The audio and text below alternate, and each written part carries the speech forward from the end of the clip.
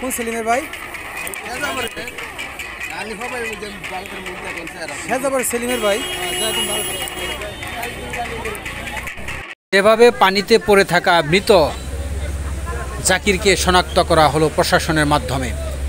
Gazipur extra নিউজের পক্ষ থেকে আপনাদেরকে জানানোর চেষ্টা করব। সে পর্যন্ত আপনারা আমাদের সাথেই থাকবেন এবং ভিডিওটি বেশি বেশি শেয়ার করবেন।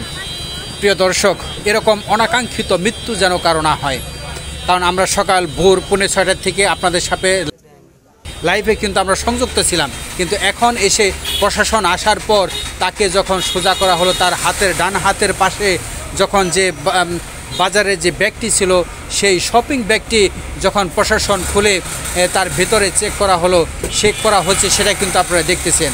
তার একটি গেঞ্জি, শার্ট, প্যান্ট এবং জুতা সহ আমরা কিন্তু এখানে যারা দর্শক আছি তারা কিন্তু আমরা দেখতেছি এবং আপনাদেরকেও দেখাচ্ছি। তাই অনুরোধ রইল ভিডিওটি বেশি বেশি শেয়ার করবেন। পরবর্তীতে যত আপডেট আছে আমি আপনাদের জানানোর চেষ্টা করব গাজীপুর এক্সট্রা নিউজের পরিবারের পক্ষ থেকে। প্রিয় দর্শক, আজকে এই হতাহতের ঘটনা, আজকের এই লাশের ঘটনাটি আপনাদের সামনে তুলে ধরছি। আমরা ঠিক 6:45 সময় কিন্তু আজ সকালে এখানে এসে দেখি, স্থানীয় লোকদের বরাতে আমরা জানতে পারি এখানে একটি লাশ পড়ে আছে, কিন্তু আমরা এখানে কেউ জানি না। এলাকার বাসী যারা এখানে আছে, উৎসুক জনতা যারা দেখতেছেন, তারাও কিন্তু জানে না যে এই লাশটি কার। এই লাশটি অবশেষে যেভাবে শনাক্ত হলো, আমি সেই পুরো ভিডিওটা কিন্তু আপনাদের সামনে তুলে ধরছি।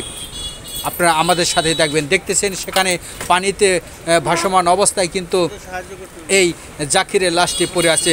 আমাদের পার্শ্ববর্তী গ্রাম শেজাবর 4 নং ওয়ার্ডের মধ্যপাড়া ইউনিয়ন, কালিয়াকৈর উপজেলা মধ্যপাড়া ইউনিয়নের যে 4 নং ওয়ার্ড শেজাবর গ্রামের রহি ব্যাপারীর নাতি সমেজ উদ্দিনের একমাত্র ছেলে জাকির হোসেন কিন্তু এখানে মৃত অবস্থায় আছে। আমরা কিন্তু এমনটাই জানতে পারলাম প্রশাসনের মাধ্যমে।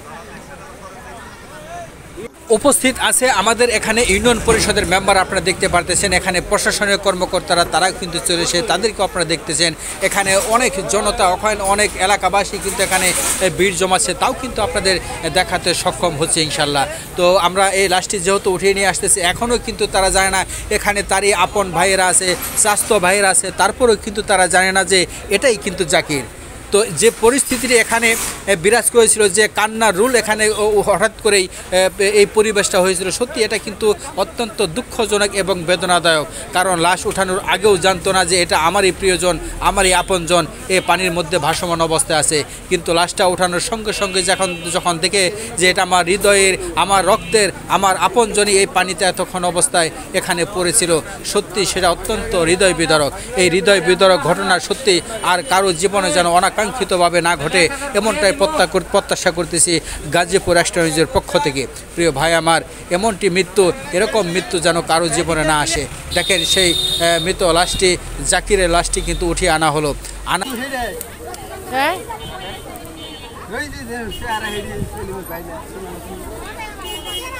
কোন সেলিমের ভাই? সেলিমের ভাই।